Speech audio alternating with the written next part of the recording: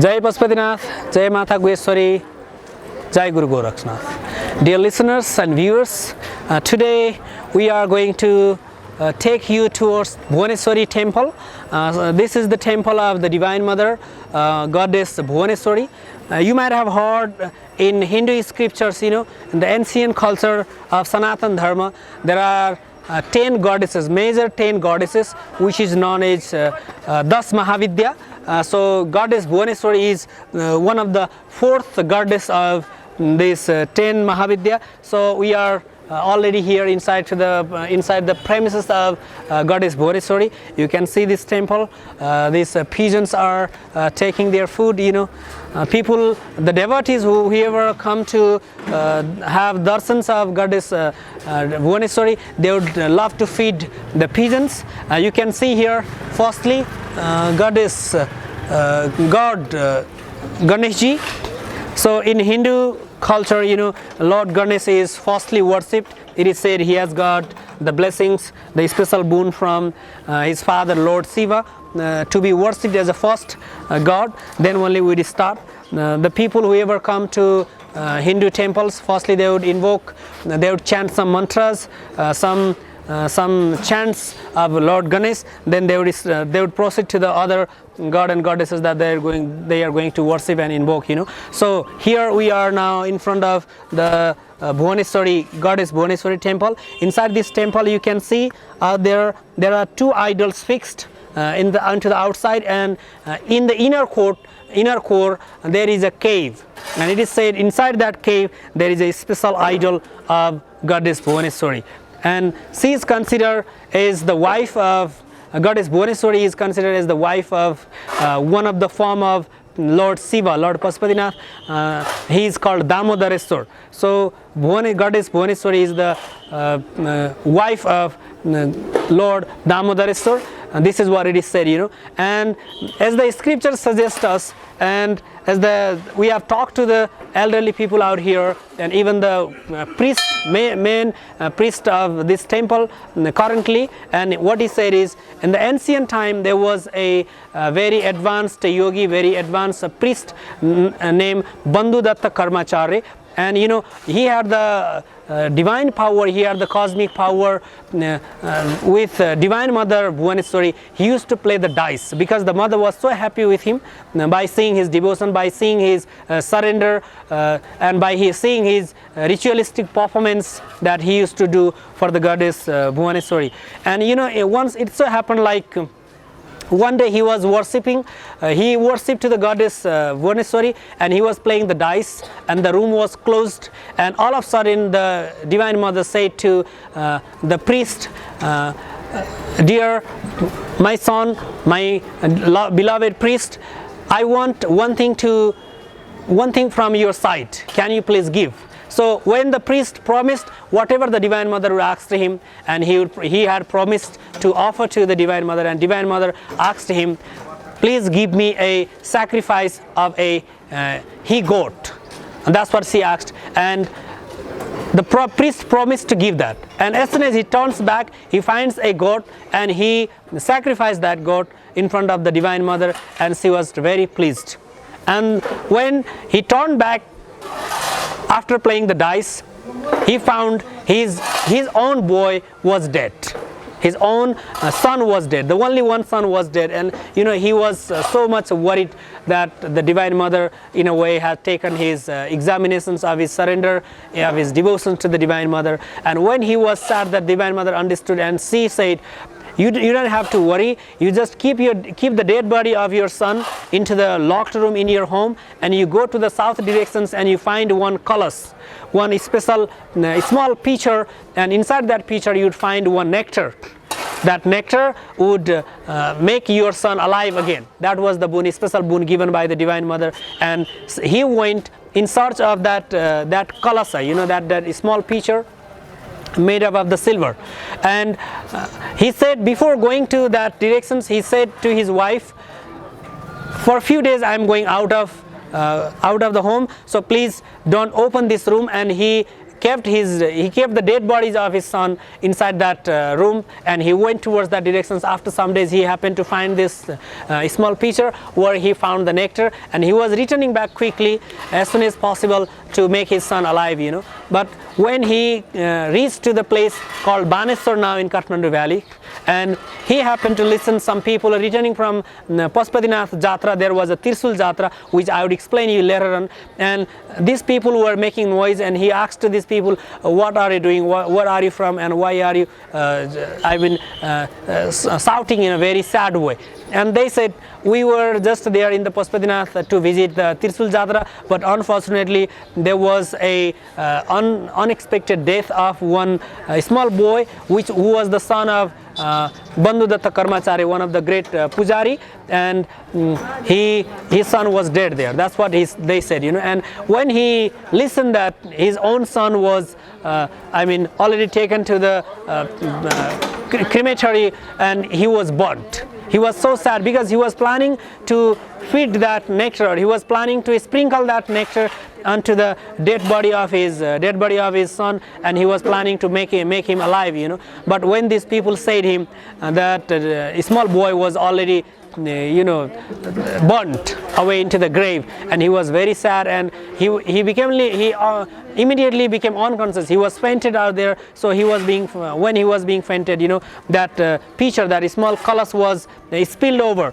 and half of the nectar was spilled out, and half of the nectar was left. When he was awake later on, and he found a small portions of the nectar was left out there, and he happened to dig one small ditch, and he poured out that is all nectar, and there was a manifestation of one divine mother's Bhuvaneswari's next energy. This is called Chakku Bakku Devi. So next Devi was manifested out there. This is what the Hindu people believe, So this story, this ancient story tells us the Bandhu Datta Karmachari.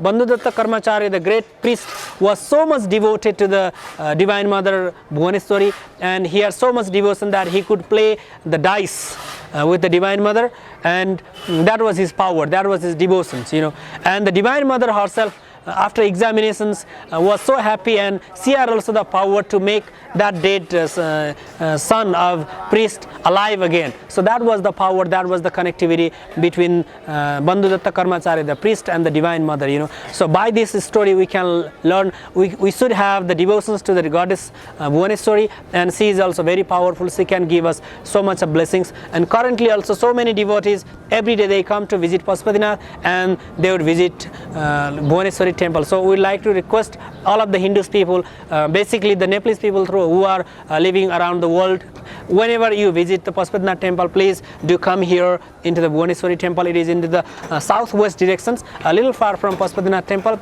If you ask to these shopkeepers, most probably they would explain what is the Bhuvaneswari temple. They would give you the ideas, You can just come and have darsans and worshipping goddess Bhuvaneswari, and you can fulfill your desire. So this all event was happened, at the Malla dynasty of our country. It was in the 700, almost 700 BS, Bikram Sambat. At the time it is said there was a king Narendra Malla in our country. So that was the devotion, that was the purity of the people, So currently the modern Nepalese people, modern Hindu people have to learn what is the power of the divine energy, and what type of surrender, what type of unquestionable faith should be there among the God and goddess, and among the devotees and the God and goddesses that we are worshipping. The next legend about Bhuvaneswari temple is about the Tirsul Jatra. Tirsul Jatra is organized into the month of Asar, which is known as June, at the time of June almost. So it's the 8th day into the lunar calendar, which is known as the Ashtami Tithi. Ashtami means the 8th day into the lunar calendar, And on that day, this is called in Hindu scriptures Bhalbhala Ashtami. So on that day, the rain falls from the sky, and the rain starts powering. The water starts powering from spring out from the land. So on that day, they would especially worship the goddess Bhuvaneswari and the Bhairavs out there, and the so many God and and goddesses into the Pashupatinath area. So the legend, the story about this is there was a ghost. Into the ancient time there was a ghost who one day, what happened, he kidnapped the 5 boys of this area. And the people were shocked. In the one day their little boys were missed, and they were looking for that who he has kidnapped, and they found later on that's the ghost that they kidnapped. And they went to the Nagarjuna forest, Nagarjuna hill, and they found these 5 boys. Cloths were torn out outside, and the 5 boys were already dead, and they were already eaten by that ghost. And they were so unhappy, they were very upset, and they entered to the cave, and they were just dragging, and they were beating to that ghost, and dragging and beating, they brought that ghost into the Sifal ground, the ground of Sifal here, which is very close to Pashupatinath area, almost 500 meters far from Pashupatinath area. And they brought these cloths of these 5 boys who were killed by the ghost, and on the Trisul, this is a special weapon of the Lord Shiva. On that Trisul they happened to keep the clothings of these 5 boys who were killed by this ghost, and they showed to the public. And they chanted in a very, very dirty way, scolding, very, very vulgar way, to the scolding to the ghost or anybody else who gets involved into some misconducts like kidnapping the children and killing them. This sort of things happens, and on that Ashtami day they would chant the same way, in the vulgar way, and they would sew this boto, the special clothings, and they want to give the message that whoever now onwards tries to give torture to the public or gives any types of troubles to the public, they have to face the same fate that the ghost has faced. Indirectly that means to say they would kill to the ghost or anyone else who does something unfavorable to the people. That was the message. So that was again the power of goddess Bhuwaneshori and Bhairavs and the people, priests who have devoted their life. We have worshipped the god and goddesses in a very holy way, very divine way. When once we devote our life, when we surrender our life to the divine would protect in the different ways. That is the lesson behind it. Dear listeners and viewers, you can see the artistic idols out there, and though it symbolizes the different deities. In Hindu scriptures it is said Dakini, Sakini, Lakini, Hakini, and there are so many powers. In the first side you can see the Ganeshji is here, who is always in the left side. Wherever you go into the Hindu temple, you find the Lord Ganesh, elephant tusk god into the left part, and to the right part there is Kartikeji, and both of them are the son of Lord Shiva and Parvati. Lord Ganesh is the son of Mata Parvati, and the Kartikeya is the son of Lord Pashupatinath, Lord Shiva and Mata Gangaji. Into the middle you can see one Bhagwati's again idols, and the upper part also there are so many different artistic structure you can see there. There I am seeing one Brahmayani and Narayani and Bhairav. They symbolize the power, different manifestations of the divine energy. Like Bhairav is the symbol of the furious energy, and that's what it is said. And Brahmayani and Saraswati, they are the manifestations of quite a soumya, quite peace and subtle energy of wisdom and love. That's what it is said. And in the middle of this temple, Bhuvaneshori temple, you can see one. This is called Jhalar. One structure that's coming from the top of the top to that area. This is said the cosmic energy from the pinnacle of the temple. The cosmic energy is trapped, and that cosmic energy is directly passed towards these directions, where the devotees would come and they would stand for the darsanas, and they would receive that cosmic energy. And if they are facing any astrological effects, bad effects of astrology, or they have any impacts of negative energy, that energy would be cleansed. That's what it is believed. That's what it is said. Whenever we would go to the temple, we should stand for some times and deeply penetrate and contemplate and pray to the divine energy. That way we would get so much of blessings. So now we are going to view Lord Bhuvaneshori. He is among the 64 Jyotirlingas of Nepal, It is said in India there are 12 Jyotirlingas, in Nepal there are 64 Jyotirlingas. So he is here, Bhuwaneshori. And you know, one amazing feature about Bhuvaneshori is he is of course the Jyotirlinga, and he is Murtilinga also. Like in Pashupatinath, Lord Pashupatinath is Swayambhulinga firstly. Swayambhu means Swayam, by self, without the penance of anyone else, any rishi or any Brahman. He was manifested out of his own will, and this is called Swayambhulinga. And Jyotirlinga means outside you can see the structure of Shivalinga, but inside there is a Jyoti, that means light. This is the manifestations of the divine energy, Jyotirlinga. And Murtilinga, in Pashupatinath you can see the four directions. You can see a human structure, human facial structure. In the same way, Lord Bhuvaneshori is one of the 64 lingas of Nepal, and he is also made in the same structure. You can see the four facial structures of Shivalinga, human structures of the Shivalinga. So this is very auspicious, and whenever people would come to Lord Darshan for the Pashupatinath, we kindly request you to come to Goddess Bhuvaneshori temple. And just in front of the Bhuvaneshori temple you can see God Shiva and Bhuvaneshwar. You can offer here the water firstly, and the milk, and the yogurt and ghee and honey and the sugar. We have to offer this. After this all, we can offer the bel patra. You know, this is the leaves of pure bel tree. You can see this. I am just holding this on my hand.